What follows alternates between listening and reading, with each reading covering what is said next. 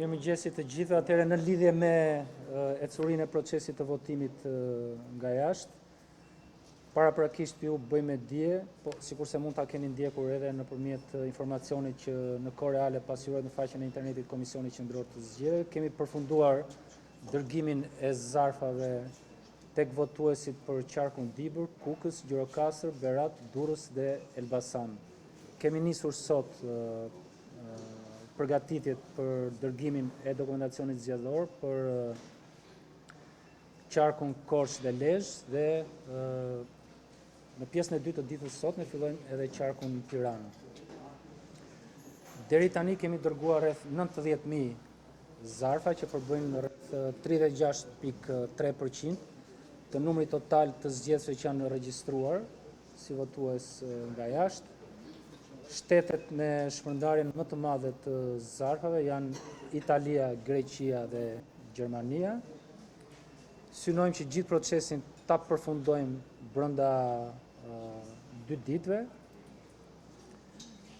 Sipas raporteve që kemi marrë nga shërbimi postar i DHL-s, votuesi i parë, të cilit i ka mbritur zarfi me fletën e votimit, i përket qarku Dibër dhe është në Gjermani. I ka mbritur në orën 7:15 minuta.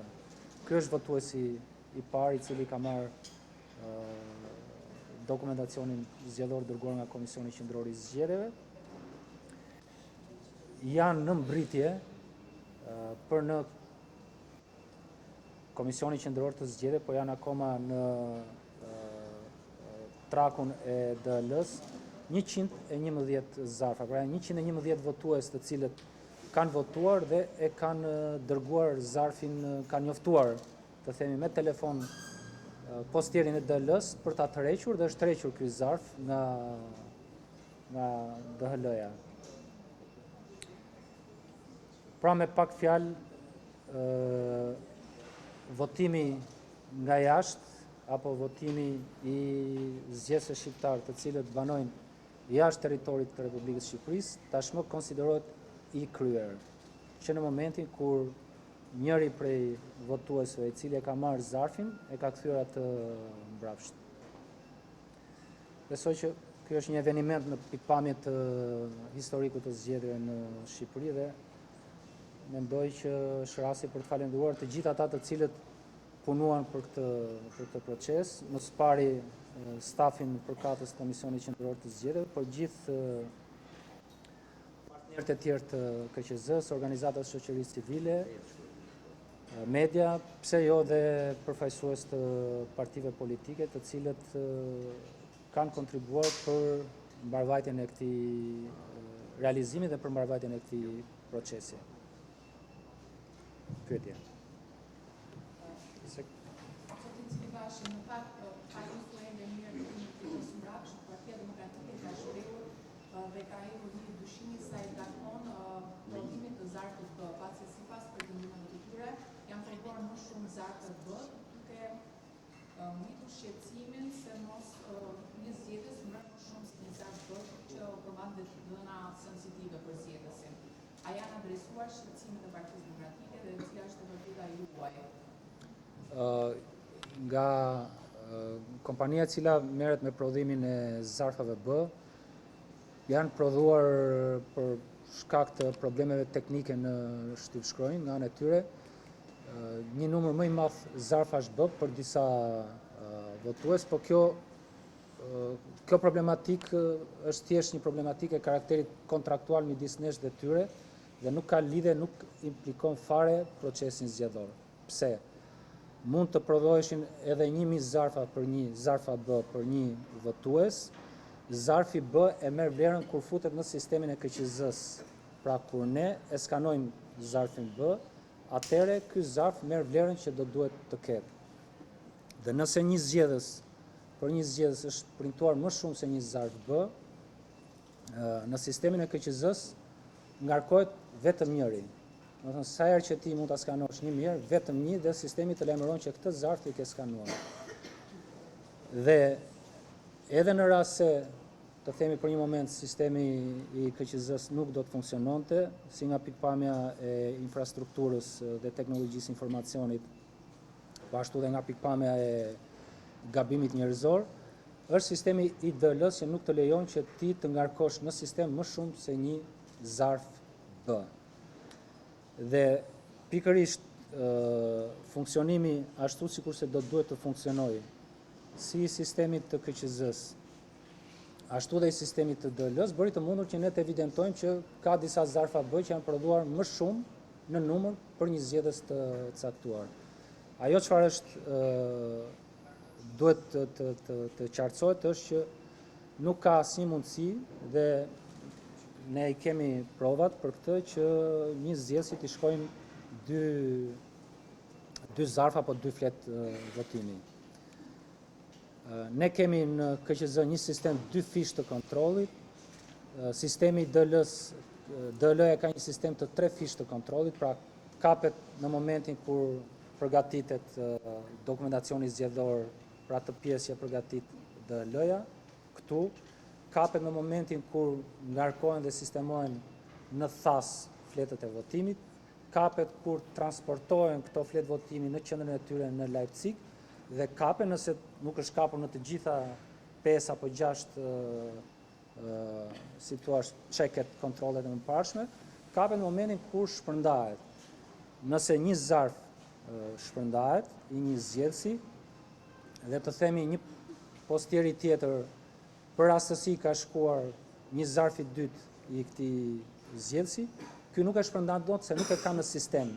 Do ta kthej mbrapsht te qendra e vet dhe thotë që unë këtë zarf e kam shpërndar një herë, nuk më del punë për të bërë, pa e them në mënyrë figurative.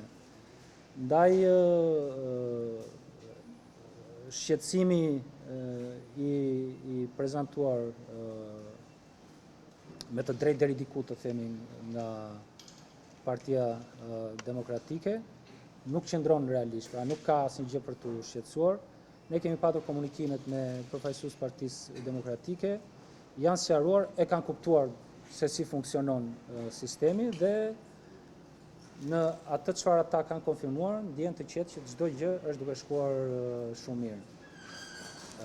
Njoftimin ata e kanë marrë nëpërmjet monitoruesve të tyre që kanë në Komisionin Qendror të Zgjedhjeve në këtë proces, pasi sigurisht se kemi bërë me dije edhe më parë, ky proces monitorohet 24/7 edhe nga përfaqësues të partive politike. Brenda Bunari apo si bashi pyetja fare lidhet me faktin që tashmë fletë e votimit do të rikthehen në Shqipëri. Me dorëzimin me hyrjen e fletëve të votimit në territorin shqiptar, kryesisht do të administrohen në Komisionin Qendror të Zgjedhjeve apo do të vinë direkt në Parkun Olimpik. Dhe pyetja e të referuar përgatitjeve që po bëhen për organizimin e zarfeve. Sipas parashikimeve juaja, pritet që të përfundojnë në tonin paralajmëruar pra 17 prill të nisën të gjithë procesi automatik zgjedhore në diasporë? Fletët e votimit nga sistemi i DL-s i përpunimit do të vinë direkt në Pallatin e Sportit këtu në Parkun Olimpik të Tiranës, do të administrohen këtu, pra nuk do të shkojnë në Komisionin Qendror të Zgjedhjeve, do të vinë këtu do të bëhet i gjithë procesi administrativ i menaxhimit, i dokumentimit të zarfeve që do të vinë. Kutit e votimit të themi të cilat do të administrojnë fletët e votimit që do të vinë nga jashtë, do të jenë këtu në vëzhgimin e kamerave dhe të përfaqësuesve të partive politike. Për sa i përket pyetjes së dytë, kam frikë se ne nuk do ta përfundojmë dot në datën 17 procesin për shkak të ngarkesës të shtuar në kontrollin e procesit të përgatitjes dhe të dërgimit të zarfave. Kemi shtuar ne si KQZ kontrollin, një fazë tjetër të kontrollit, po kështu edhe kompania DL ka shtuar kontrollet të asaj çfarë përgatit. Dhe shtimi i numrit kontrolleve na ka çuar në një shtyrje të afatit të shpërndarjes zarfave për votuesit e jashtvendit, por gjithsesi kjo në mënyrë kategorike dhe me bindje e them, nuk e rrezikon procesin si të dërgimit të fletëve të votimit, ashtu dhe të kohës që do duhet kenë zgjedhësin dispozicion për të votuar dhe të kthimit mbrapsht të fletëve të votimit. Ne gjithsesi shpresojmë që në 2 ditë, por në rastin më ekstrem, brenda kësaj jave ta përfundojmë procesin e dërgimit të fletëve të votimit. Duke në mungesë të eksperiencave të mëparshme, tash kemi parë që disa procese pune i kemi modifikuar gjatë rrugës për të rritur garancinë edhe eficiencën.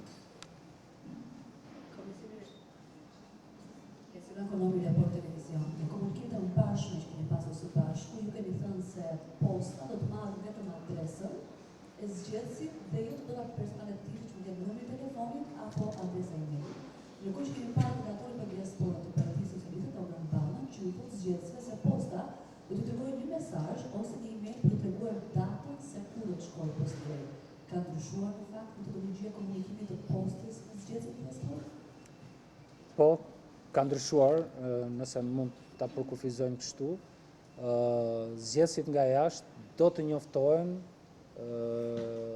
nga shërbimi DL-s, jo vetëm nëpërmjet dhënies së një shënimi, sepse jo në të gjitha shtetet, kuptuam që jo në të gjitha shtetet funksionon kështu. Shtetet në ndryshme, edhe pse janë në një kompani, aplikojnë standarde të ndryshme të themit të njoftimit të zgjedhësve për dërgesat postare që atyre ju mbrin. Dhe për këtë arsye, në mënyrë të unifikuar, zgjedhësve të cilët janë regjistruar do t'ju komunikohet me mesazh telefonik ose në adresat e tyre të e-mailit se kur ju mbrin fleta e votimit, dhe nëse nuk do të kenë mundësi që ta presin fletën e votimit në banesë, mesazhi do të përmbajë dhe vendin dhe orën e zyrës së DL-s ku ata mund të shkojnë ta tërheqin. Mendojmë që dhe kemi vlerësuar që kjo ndihmon më shumë procesin dhe rrit shanset për shpërndarjen 100% të fletëve të votimit tek votuesit nga jashtë.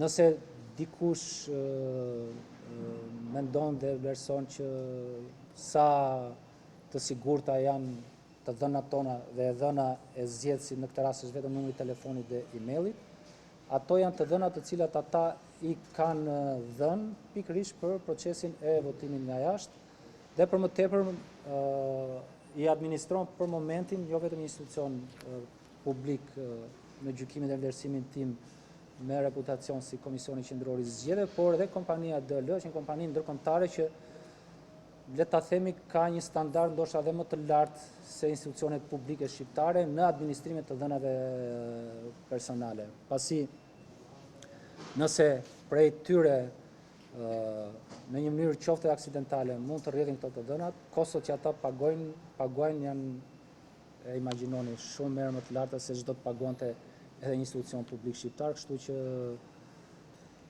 për t'ju përgjigjur dhe një pyetje hipotetike të mundshme, siguria për integritetin e këtyre të dhënave është 100%.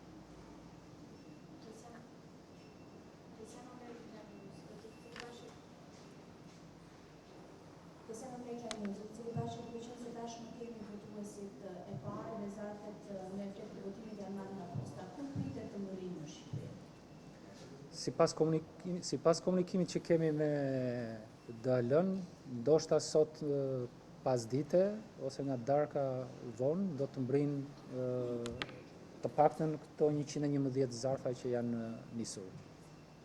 Po ky do të jetë një proces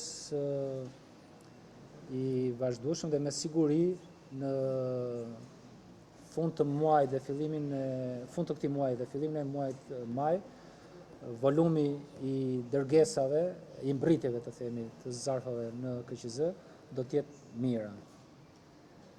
Kemi shpërndarë në një kohë rekord 36% dërgesave postare, edhe pse në komunikimet që kemi patur, qoftë me përfaqësues partive politike, por qoftë edhe me disa prej jush, ka patur shumë skepticizëm për shkak të volumit të madh të zarfave që do duhet të dërgoheshin në një kohë dhe një periudhë shumë të shkurtër. Por kemi angazhuar kapacitete njerëzore në numër relativisht të lartë si ne, ashtu dhe kompania DHL për ta mundësuar dërgimin në kohë të zarfeve nga jashtë. Oliver Ramoçanci, zëri Bashi do të marrë parasysh se pasurit e ndjeshëm koordinatorët dhe serviciet do të cilën nga bizneset politike kryesore. A e garanton kjo pashme në tyre raportit?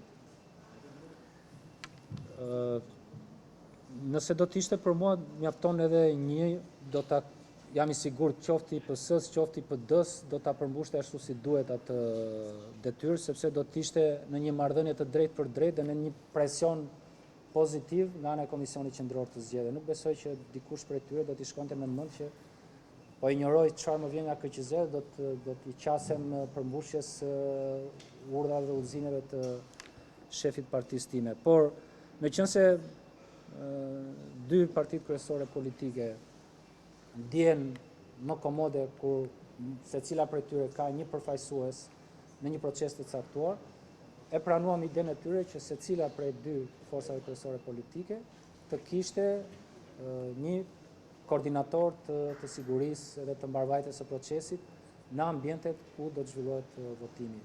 Është një risi kjo strukturë dhe kemi synuar që të kemi një komunikim të drejtë për drejtë me këta individ për çfarë ndodh në ambientet e votimit dhe këta marrin detyra drejt për drejtë nga Komisioni Qendror i Zgjedhjeve. Pra, nëse aty ka punonjës të persona të pa autorizuar, këta kanë gjithë autoritetin për t'i nxjerrë jashtë edhe për të njoftuar Komisionin Qendror të Zgjedhjeve për këtë situatë.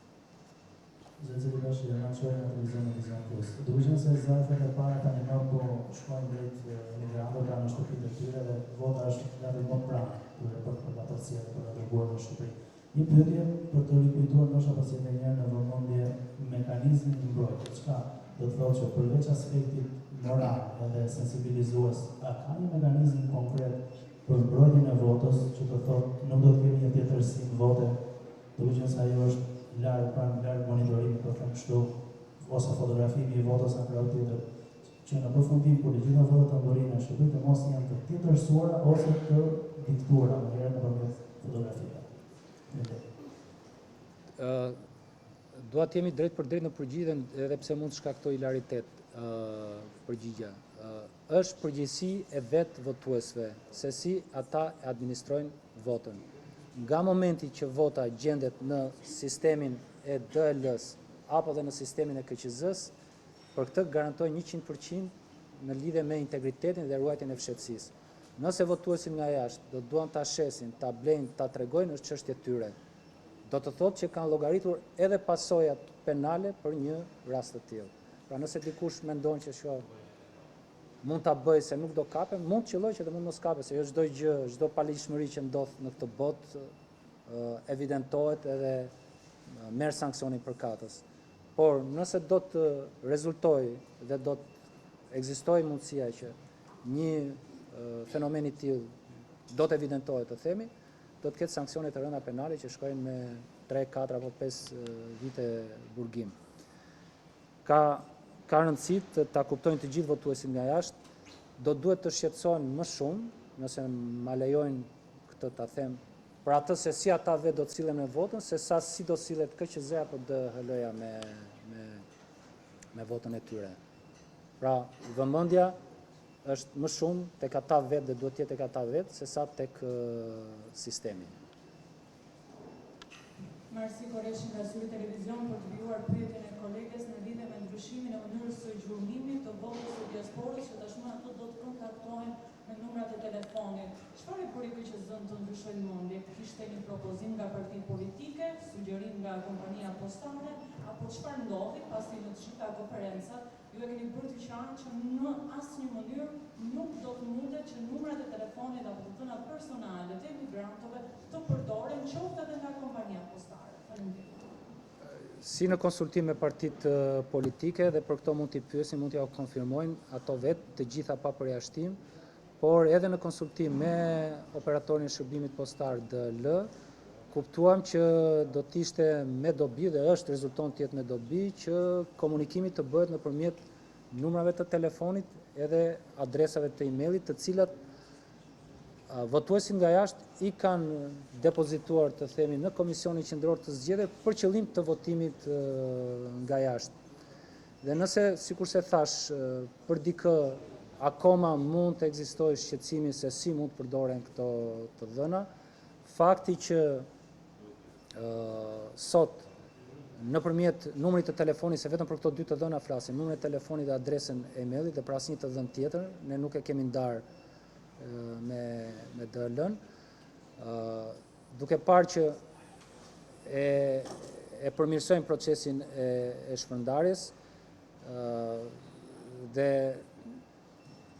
për asnjë arsye, të themi objektive, ne nuk shikojmë risk, nuk shikojmë problem ligjor në radhë të parë, por nuk shikojmë risk të shtuar nga sa më parë mund të ketë patur risk për rrjedhjen e këtyre të dhënave, pra të numrit të telefonit edhe të adresave të emailit. Ne kemi të dokumentuar dhe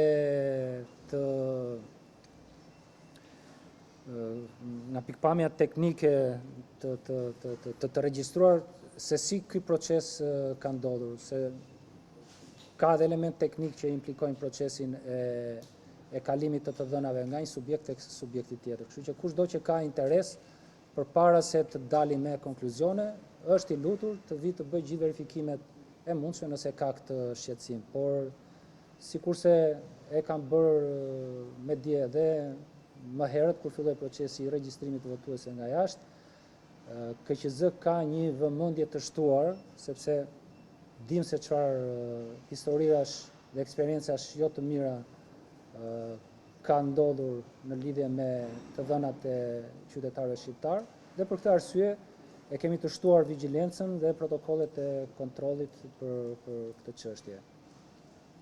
Shqetësimi mund të jetë legjitim, por nuk ka shkak për tu shqetësuar për këtë. Dhe bëhet fjalë për një kompani e cila është e standardit më të mirë ndërkombëtar në kuptim të administrimit dhe menaxhimit të dhënave të individëve.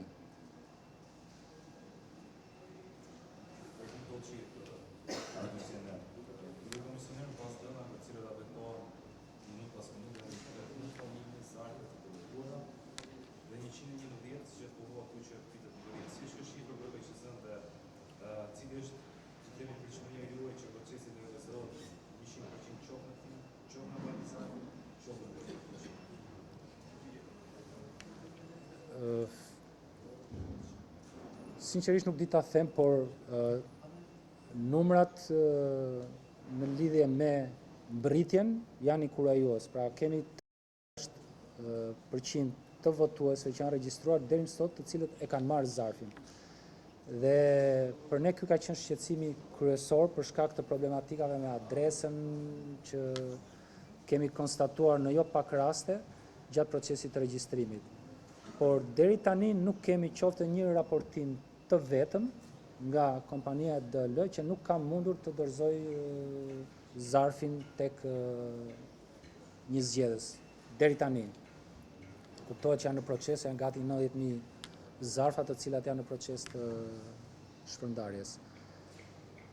Dhe analizuar këtë të dhënë, mendoj që ky numër do të jetë relativisht i lartë. Ideale do të ishte që 100% e votuesve të votonin dhe 100% e votave të tyre të mbrinin, por në dijenin time edhe në eksperiencat më të mira botërore nuk ka ndodhur që 100% e fletëve të votimit të mbrin, 100% e fletëve e votimit të kthehen mbrapsht në institucionin përgjegjës. Në lidhje me, do dua të shtoja diçka në lidhje me këtë çështjen e njoftimit të votuese nga DL. Numrat dhe adresat e emailit i ndihmojnë dhe vetë votuesit për të gjurmuar ku është zarfi i tyre. Pra, është një element që u shërben atyre më së pari për të ditur që fleta ime e votimit ku është akoma në Komisionin Qendror të Zgjedhjeve, është në avionin e DL-s, është në filan shtet, apo është në qytetin ku unë banoj.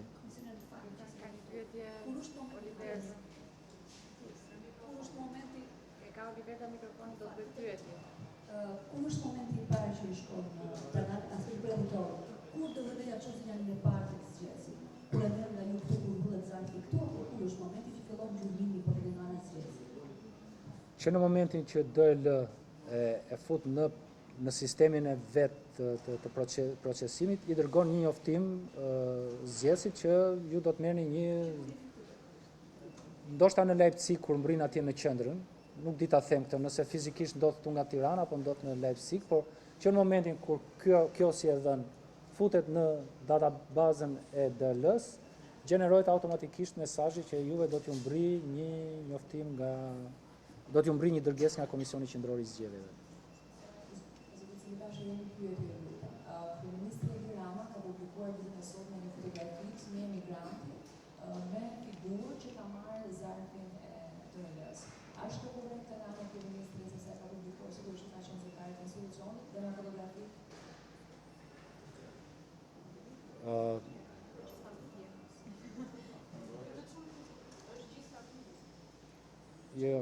Ajo është një foto, jam i sigurt që nuk e ka bërë kryeministri, e kanë bërë vetë ata votuesit, e kanë postuar ata. Ai ka postuar mbritjen e Nuk është vota, vetëm zarf. Po. Nuk është vetëm. Kjo në fakt është pozitive sepse tregon, është inkurajuese për votuesit të cilët presin, sepse ka patur shumë skepticizëm. Ne kemi shumë miq e shokë të afërm, familjar, po dhe bashkëpunëtor, të cilët edhe janë dhënë realisht emocionuar kur kanë mbritur këto zarfe. Ajo nuk është vota, thjesht është evidentimi i faktit që ka mbritur. Problemi është që ajo është në fotografi, në momentin që nuk publikon dikë që ka marrë zarfin, normalisht që mënyra për ta komunikuar me të është shumë e dukshme, sepse që është tashmë fotoja, do të thotë që ka pasur një formë komunikimi që në rastin e digitale. Jo, atë ka publikuar vetë familjari aty, se nuk besoj që ka shkuar kryeministri ka bërë foto asaj familjes. E ka publikuar vetë familjari, Po në këtë rast me dëmi ose platforma kryeministri ka përdorur, është punë e tij. Nuk është se ka, do të thënë, e ka konsideruar që ka benefit për të nga pikpamja elektorale, a e ka konsideruar që ky proces u realizua, kur të vi radha, e pyesin kryeministrin, do t'u japi përgjigje për atë. Po, nëse flasim nëse ka ndonjë palishmëri, nuk ka asnjë lloj palishmërie. Si nga ana e atij votuesit dhe familjes së tij, biles thash është pozitive në një pikë vështrim, sepse është domethënëse nga pikpamja e asaj që ky proces i votimit nga është po ndodh. Po kështu edhe për rastin e kryeministit që e ka shpërndarë në rrjetet e tij sociale. Mund ta bënte edhe ndoshta edhe KQZ mund ta ripostoj në rrjetet e institucionit. Zotë Cilibashi, në Shqipëri diaspora nuk ka mandate të rezervuara në parlament, ndërkohë duke parë edhe trendin e regjistrimit të tyre apo edhe mënyrën e shpërndarjes së fletëve të votimit deri tani, ju si jurist që jeni fare mirë procesin zgjedhor, a mund të flisni edhe mund ta thoni se cila do të jetë peshka politike e diasporës në këtë zgjedhje, qoftë edhe për kthyer në mandate, duke parë edhe shpërndarjen e tyre në shtete të ndryshme apo sipas çarkshave të ndryshme. Po. Paraprakisht konfirmoj që dërgimi i mesazhit ndodh që në momentin që futet në thesin e DL-s dërgesa postare dhe mesazhi i shkon që në këtë moment votuesit. Se si do ishte sistemi, a është kjo më i mirë apo do duhet ishte një sistem tjetër për ta bërë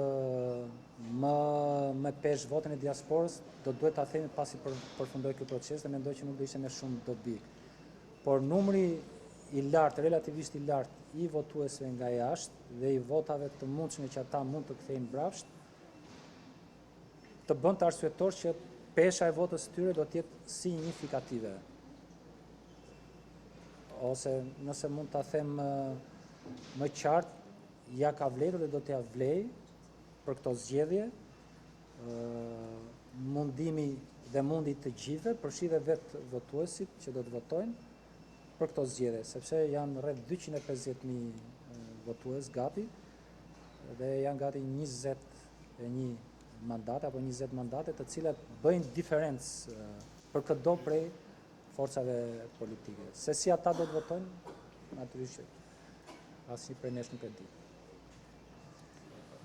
Pyetje të tjera? Zotë Cilibashi, një pyetje të fundit. Në momentin e mbërritjes së zarfeve të fundit, ato do të krijojmë, do të qëndrojmë këtu siç e thatë ju. Por deri në 11 maj, si do të jetë procedura në fakt për mbërrjen e këtyre zarfeve dhe administrimin e këtyre fakturave? Do të jenë të monitoruara të gjitha kutitë e votimit, që në momentin kur futet zarfi i parë në kutinë e votimit të qarkut, sepse do të jenë të ndara sipas qarqeve kutitë e votimit. Procesi është i monitoruar me kamera 24/7, regjistrimet ruhen deri në përfundim të procesit zgjedhor, deri në shpalljen e rezultatit përfunditar të zgjedhjeve. Partitë politike janë në lirinë e tyre që të sjellin njerëz. Ka disa parti politike të cilat kanë sjell bikqyrës, monitorues dhe vëzhgues të tyre, të cilët janë prezent edhe gjatë procesit përgatitjes zarfeve.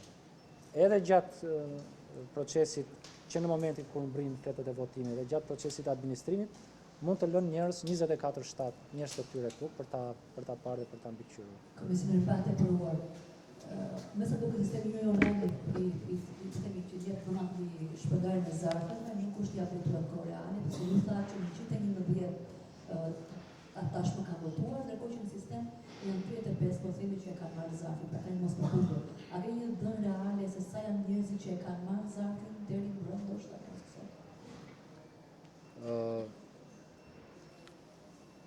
Në momentin kur votuesit i mbrin zarfi, ai nuk e ka detyrim këtë, por ka opsionin e raportimit nëpërmjet aplikacionit të KQZ që zarfi mbriti.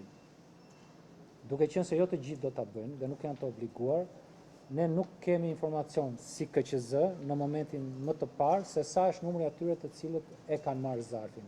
Kështu që informacionin më të saktë ne marrim nga kompania, nga DL, sepse DL ja dorëzon personalisht votuesi në dorë zarfin dhe në momentin që votuesi nënshkruan, në sistemin e tyre automatikisht ngarkohet e dhëna që ky votues e mori zarfin. Dhe ne do t'i marrim këto të dhëna nga kompania DL, sepse nuk kemi shumë të sigurt që zgjedhësit vetë do të raportojnë për marrjen e zarfit. Ajo çfarë dim ne,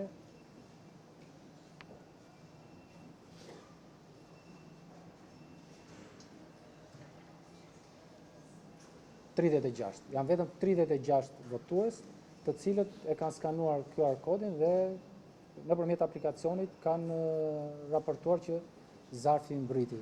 Po thash, ky numër më së paku është 111. Po duke qenë se edhe nuk mund të ishte detyruese për votuesin që ta skanonte. E ka çdo minutë. Çdo minutë në një lloj mënyre, po ne nuk e kemi bërë akoma publik sepse ne duke testuar sistemin tonë. Në vijim do të vendosim që të nxjerrim të dhënat që marrim nga DHL-ja, duke qenë se është e dhëna më e saktë në kohë reale. Pyetje tjetër? Faleminderit.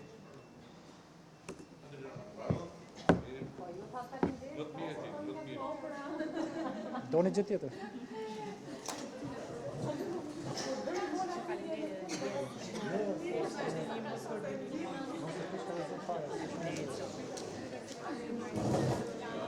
Si mos kujto se kanë shumë punta, pa punë.